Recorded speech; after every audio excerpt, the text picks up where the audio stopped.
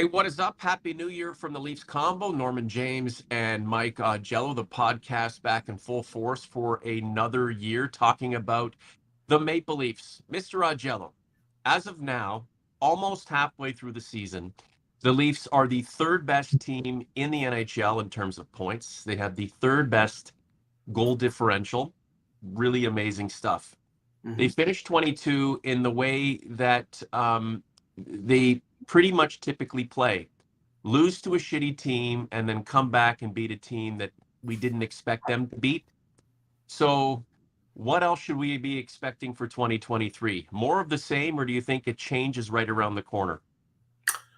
Well, good morning, Norm. I'll just say this: the more things change, the more they stay the same. The Leafs are playing fantastic right now. They were playing fantastic coming out of the late December break last year because of the league being shut down because of COVID, and they had a really good second half. Not great goaltending, but again, it's all really. My mantra for this year is, it's all meaningless until we get to mid-April.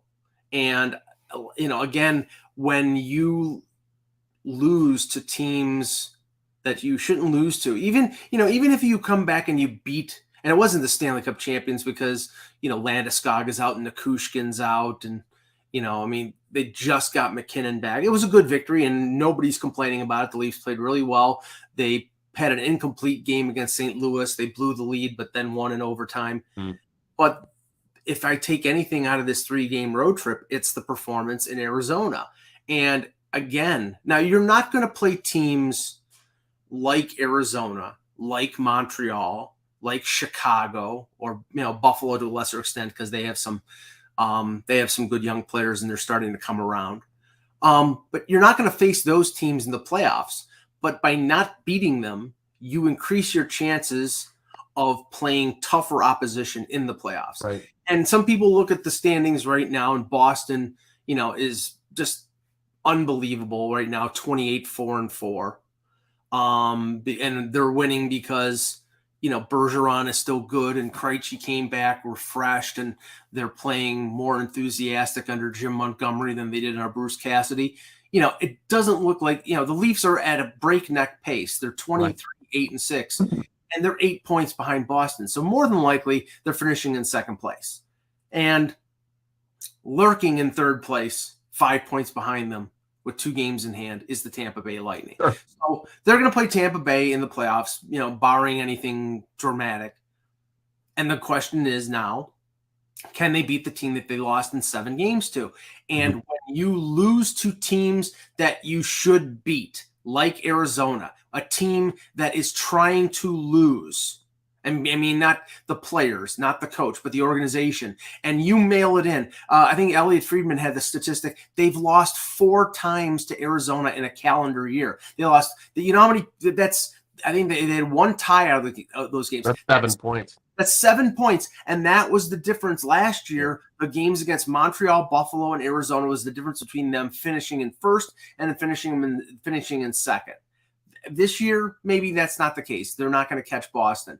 But it's just symptomatic of a team that sometimes just there's a mental situation. So this questions the Leafs' legitimacy as a true contender. You can't put away these teams you need to. And you may laugh it off like, every so often we have a stumble. Yeah. We lose, we move on, we beat everybody else. But you brought it up, Mike. Those losses have implications and ramifications. When you cannot get the points that you should be getting, not having those points hurt you when you're trying to achieve something that puts you in a better state going into that period that you have constantly failed in. And that is the playoffs. This is the convo for Oak Ridge Ford, for all of you, everybody else who is a big supporter of the podcast. Happy New Year, by the way. I'm seeing a lot of people jumping back into the chat. It's been a week and a bit, so it's nice to see you, Mr. Augello. This is gin, by the way. Oh, that is gin, and you know what? If there's anybody who deserves some gin right about now, it's you, considering everything that you've been having to put up with over the last couple of weeks. I'm sure you've emerged from your humble abode to see that uh, Cheektowaga still exists. All the snow is gone. We've had rain and 50-degree temperatures the last 4 days. All the snowpocalypse is gone by the way of the dodo bird. It's ridiculous. Well, I sound like an old man ranting and raving from my veranda. There's a word, a blast from the past. But it's true, though, having snow and then balmy temperatures a week later, and then more snow, and then flipping back to bullshit rain. It sucks. This climate sucks, man. Whatever happened to definitive seasons? Right around Halloween, you're debating on whether to wear a jacket over your ninja costume, and Well, then we get snow, and then it's snow, and it's snow, and it's cold until early March, and then you get spring. I mean, the past, Mike. We can try to dredge up the past and live in the past, but here we are in the present times, and in terms of our climate, it's just way too inconsistent for me. well, today is, and I think it was on January 2nd. And I think it was 2014 was uh, the um, the Winter Classic at the Big House in Michigan. And I was talking to Russ Cohen, who I do a podcast with, and he was at that game, and that was, I think, 9 years ago. Mhm. And it was a blizzard. It was really cold. Right. And in Fenway today, where the Winter Classic is between Boston and Pittsburgh, they've had to put out the ice. Yeah, they've had to put out fake snow.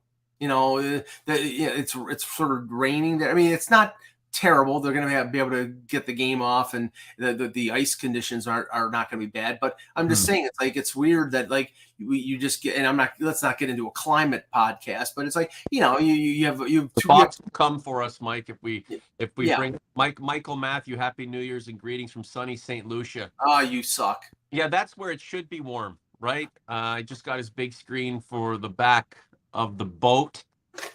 I hate this guy even more. Yeah, Michael, I want your recommendations for a Caribbean trip for next Christmas, because I think from Christmas Eve to New Year's, I'm going on a cruise. I just want to go away. I'm getting away from the bad weather.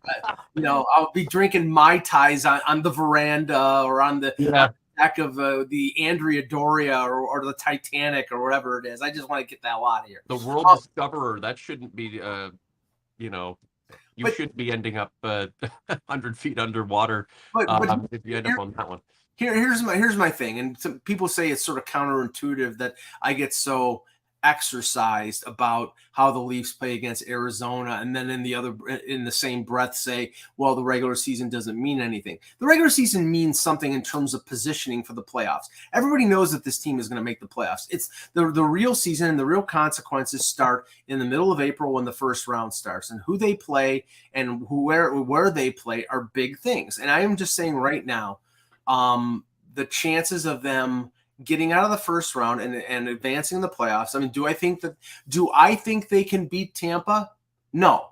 Until they do, I won't believe it, because what makes you think they can do it this time? Right. Over last.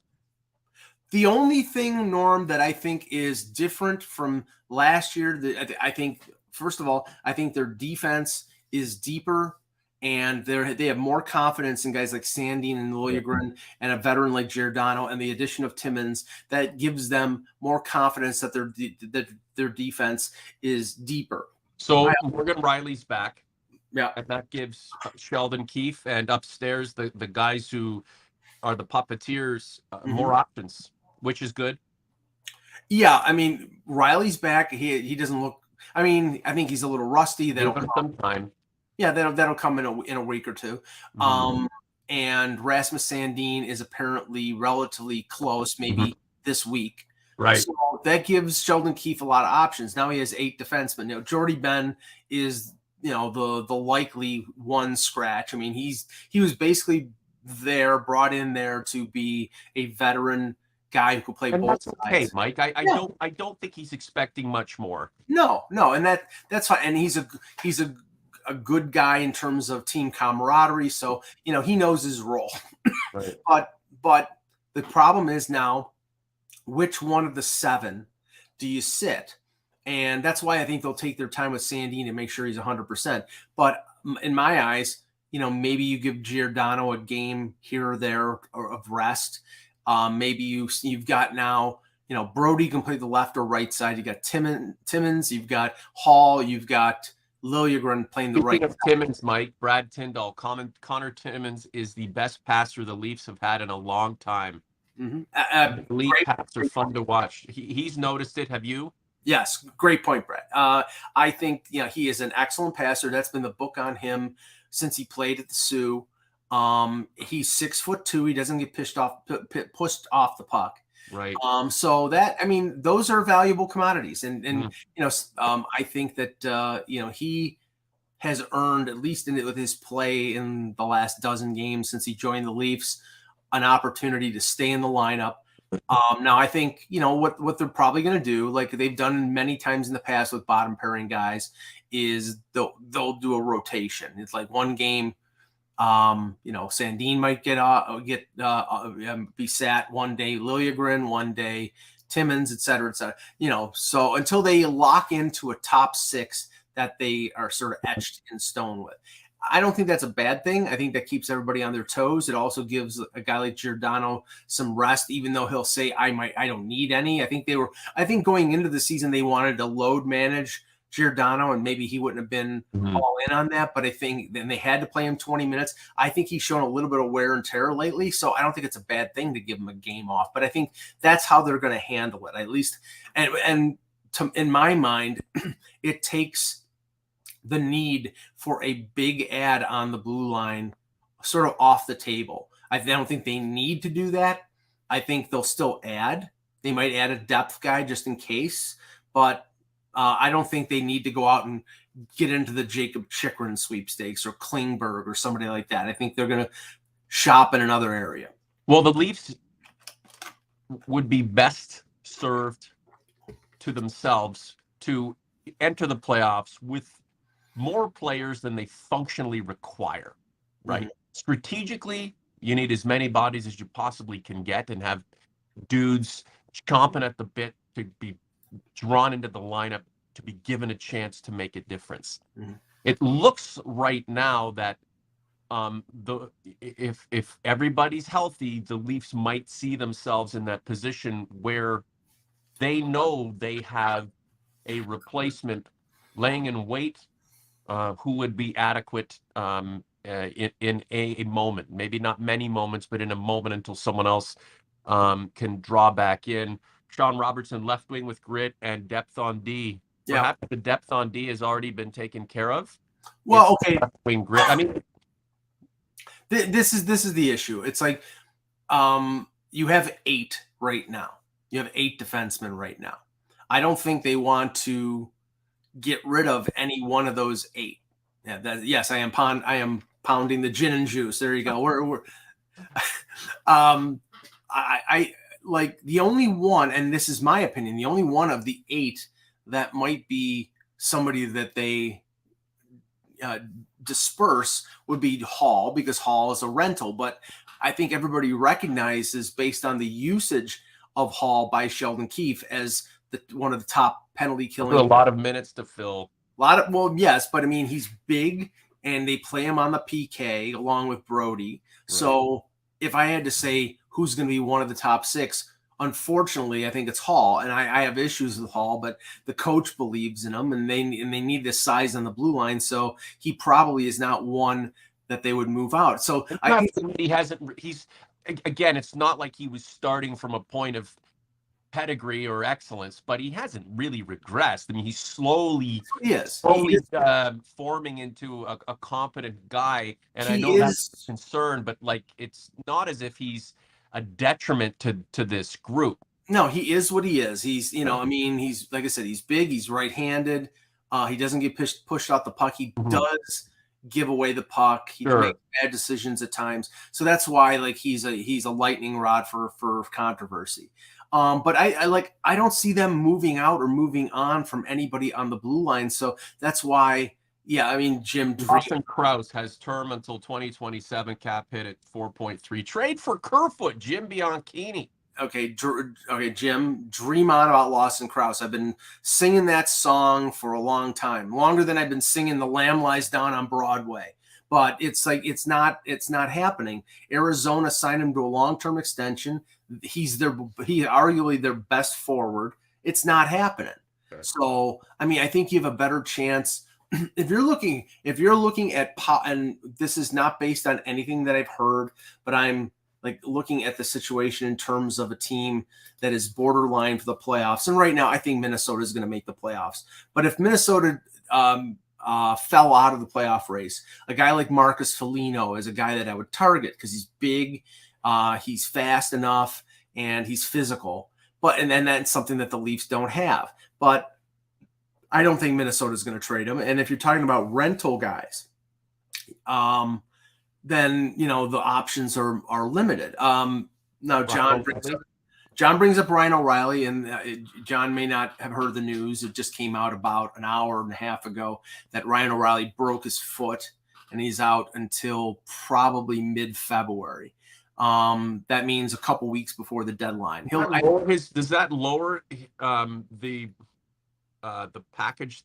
Like, does that decrease what it would take to get a guy like this? Probably slightly at most. Right. I mean, he's not having a good year, but he's a good player. But isn't that the kind of guy the Leafs would want? Yes. You can get him for a song? Well, you're not going to get him for a song. That's the problem. The problem is I've talked to reporters who are in Boston, and the reports, and there's speculation that the Bruins are in on O'Reilly, and gee, I mean, like, they really need him, but it's like, they're smelling blood in the water. They think they can win a Stanley Cup with Bergeron and Krejci, and they're fine, with the sun setting on their careers and everything going right for Boston, that they add a guy like O'Reilly. That's just one more really good player. I think the Leafs could definitely use him. He could play wing. He could play. Would you consider bringing him aboard just to negate the possibility he ends up in Boston? No, you don't do that.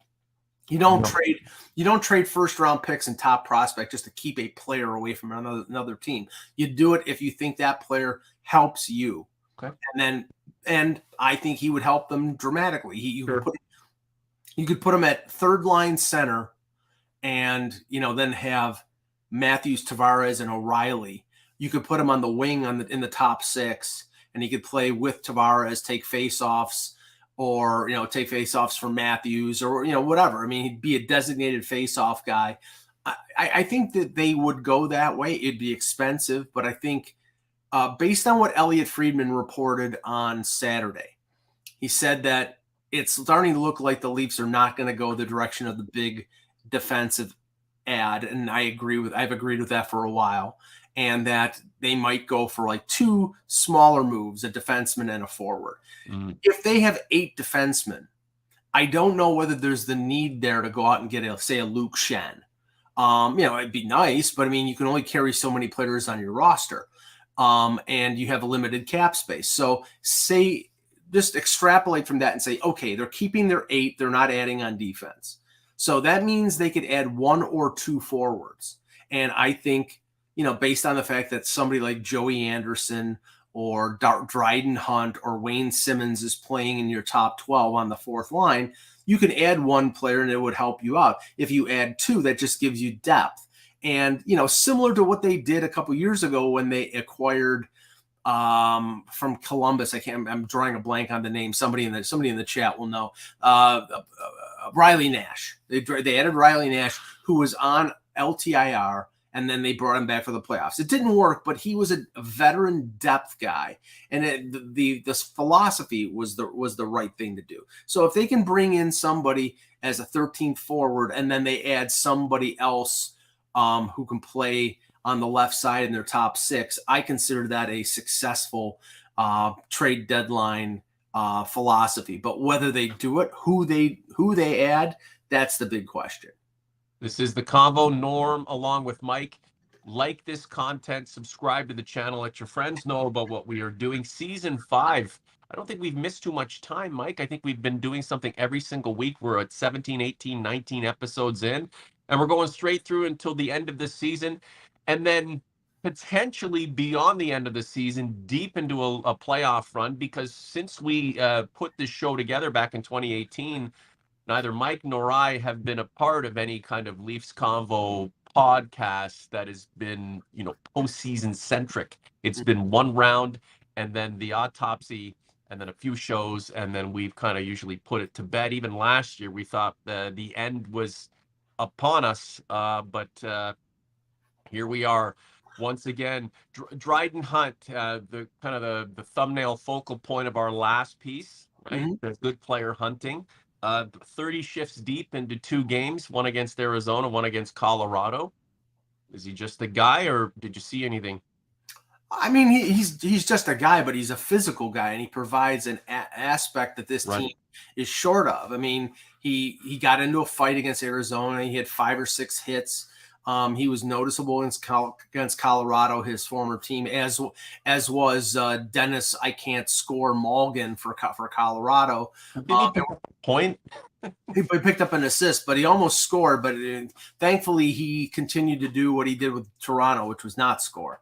But yeah, Hunt he's a role player. He's physical. Yep. He can keep up with the pace. He's not going to make a lot of mistakes. He's just not going to score, and that's not really his job. And he had a couple opportunities against Colorado, right. But I think he's a guy who that might be the 13th forward when it comes to the playoffs. But right. He's capable and he's experienced, so I think that was a good solid add. And again, Morgan was more of what they already had. So getting somebody who played a little different is, I think, the way to go. Instead of calling up Kyle Clifford to play in the playoffs, maybe Hunt is the guy that they bring in for energy if they're playing against Tampa and getting pushed around. Good question from Rob M in the chat there about Jonathan Toews as opposed to Ryan O'Reilly. The difference there is Jonathan Toews is making $10.5 million. Ryan O'Reilly's making $7.5 million. Either one of those guys, the team is going to have to retain 50% for most contenders to be able to acquire them. And as Rob's saying, them getting Toews, since he's making, even retaining 50% would be $5.25. The Leafs probably would have to filter that through a third team to get the salary down, and that costs more. So, I mean, you're first saying, okay, well, it's a first round pick and something to get Toews, and then you're paying us something else to get another team to retain salary. That's a tough thing. I mean, what do you think Kyle Dubas and his intelligentsia are thinking? What do you think they think of their team? And do you think that they still need to make an impact move or two in a time when doing something like that is very restricted? Do you think that they think that this team isn't good enough?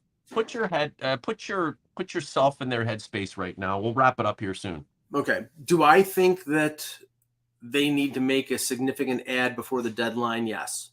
Whether it be top 6 winger, whether it be a couple physical forwards who can provide pushback against Tampa or Boston. Yes. Do I think they think that? I don't know. I mean, we know that they've stuck with this philosophy of skill and speed versus in terms of a philosophy to win for a long time. And I think you have to be multidimensional, and they still, they win puck battles. They're fast. They score. They're good defensively. They've improved the blue line. The goaltending is improved, but I think that physical aspect is extremely important, especially in a playoff scenario. And they don't seem to think that. And they haven't won in 6 years. So the other teams do, and other teams win. And just to kind of add to the conversation, I had a post up in community right now. If you're new to the project, go check it out. YouTube.com/Leafs Convo community.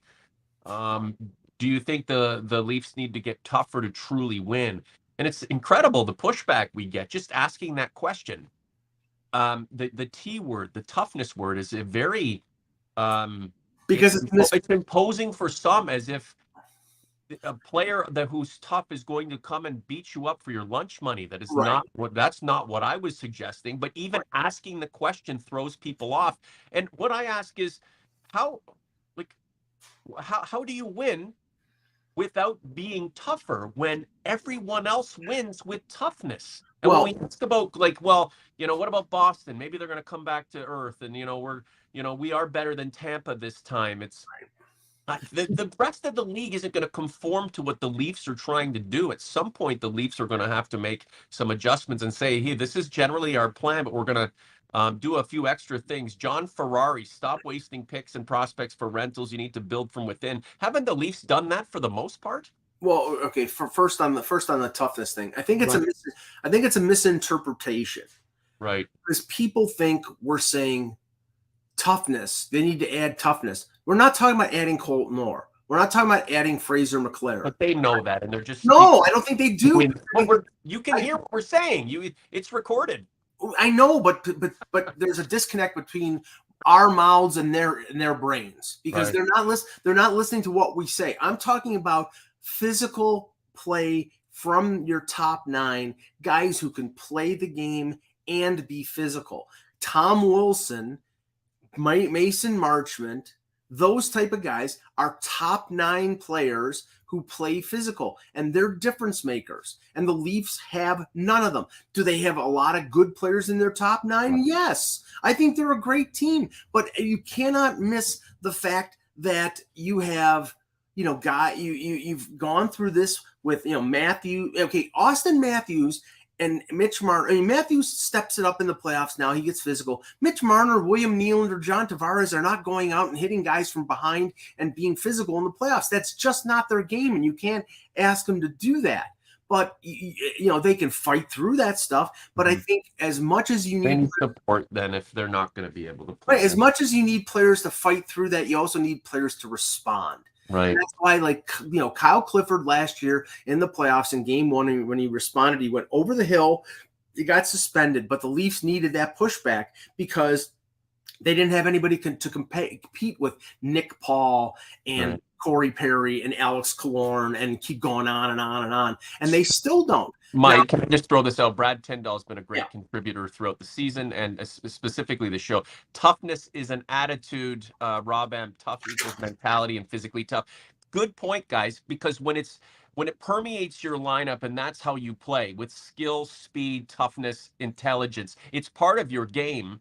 You're not going to get thrown off when another team comes back at you like that. But when you bring in some guy who is there to offset the lack of toughness, he can do things that are fucked up. Look at Nazem Kadri a few years ago, and again, this is gonna stick in your this is something that you'll never allow him to live down. But he knew that the rest of the team wasn't going to be tough. So what did he do? He did asinine, dumb things. Right. Screwed himself, screwed the team.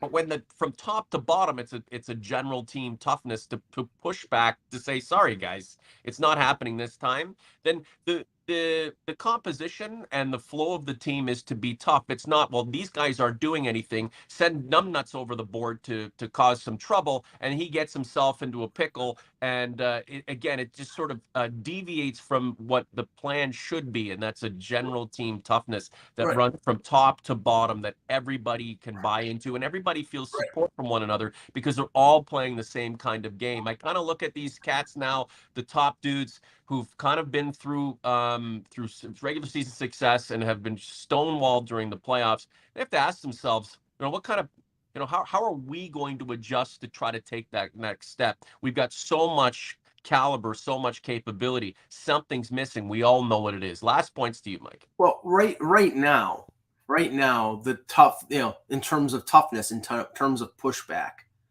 the 2 toughest guys on the Maple Leafs are Mark Giordano and Michael Bunting. Giordano stepped in for Matthews. He has done that a couple times, and they shouldn't be the ones to have to do that. There should be other players who have to do that or can do that more capably. And right now, and Pierre Engvall is big, but that's not his game. So, no, I don't know who it was that you put up the point about building from within. I mean, I agree. I do. I think there are good players in the organization, but the type of players that we're looking for in terms of that pushback There's one guy right now, one, and his name is Matthew Nyes. And expecting Matthew Nyes as a 20-year-old to come out of the NCAA and be Tom Wilson, it's not going to happen. It's not fair. It's not right. So that is what Kyle Dubas is going to have to address before the deadline, is to add one or two players who, I'm not saying goons, and I'm not saying guys they're going to go out and get Tom Wilson. Bunting is not tough, Spike 11. Spike, you're an idiot. I'm sorry. That's the gin talking, Spike. Yeah. Spike, if that's what you believe, believe, don't watch the show. Michael Bunting is just tough. If there were 9 Michael Buntings, through the first 3 lines with the extra talent that the rest of them have, we would not be having this conversation. And I think the Leafs may not have as many points right now, but they'd certainly be destined for a lot more success when it really counts. With the abuse that he takes, he goes to areas that other players on this team doesn't.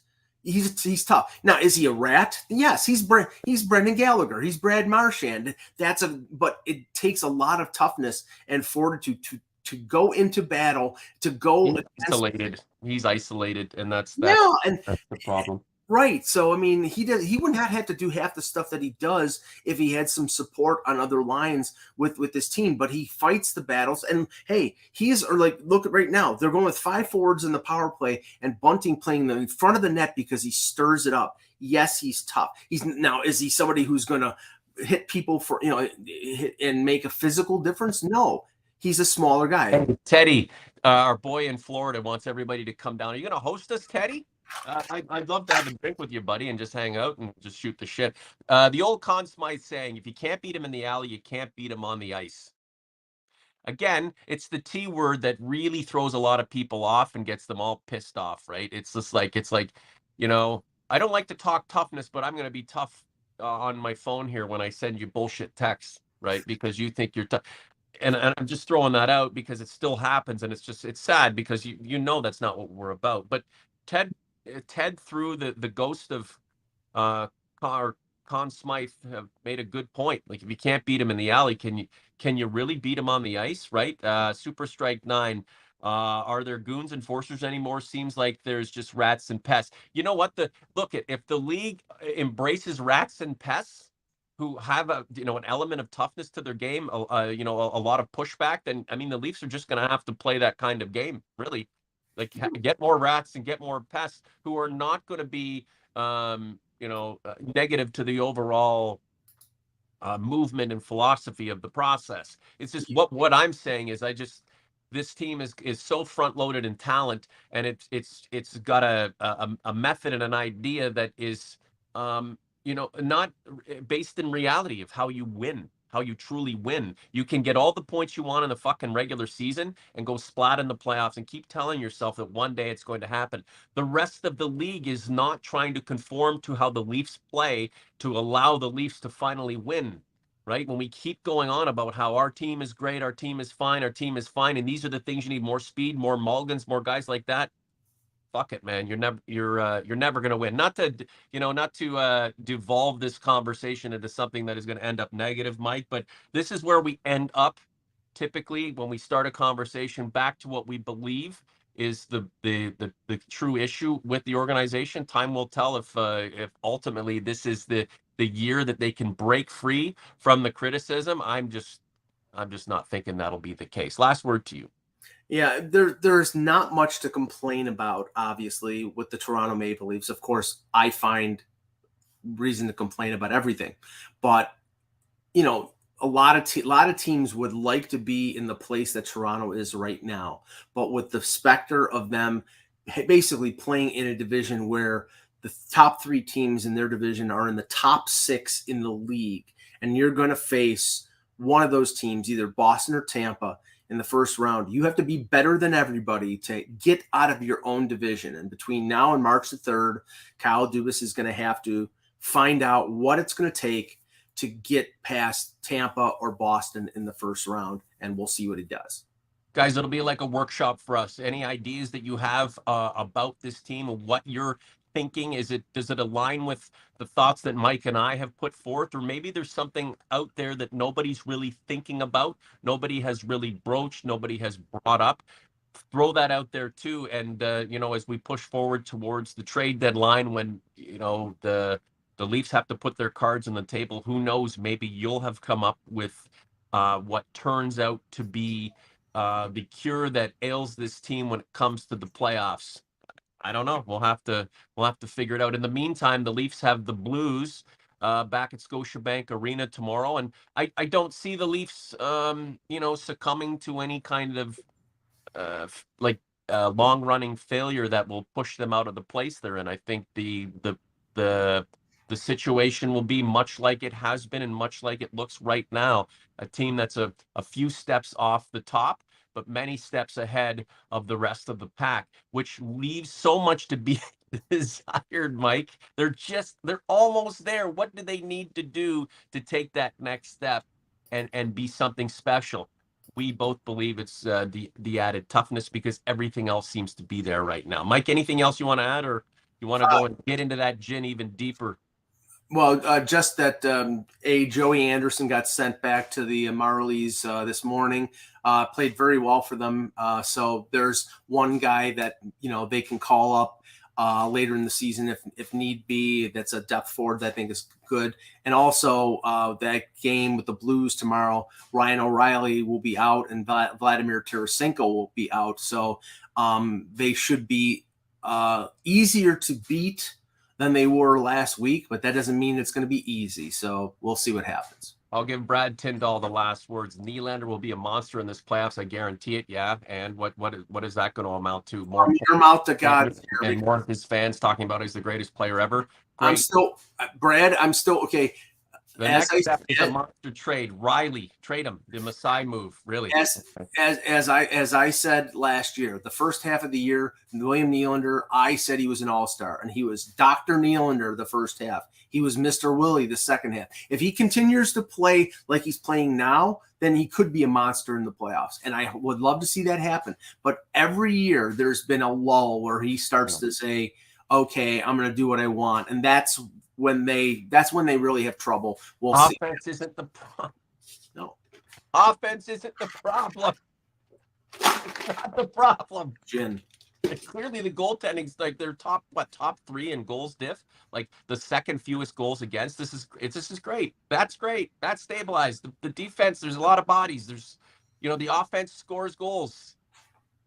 Okay, are those the three elements that are going to take you through? I don't think so. All right, for Mike, I'm Norm. We'll catch up with you soon. The combo is out.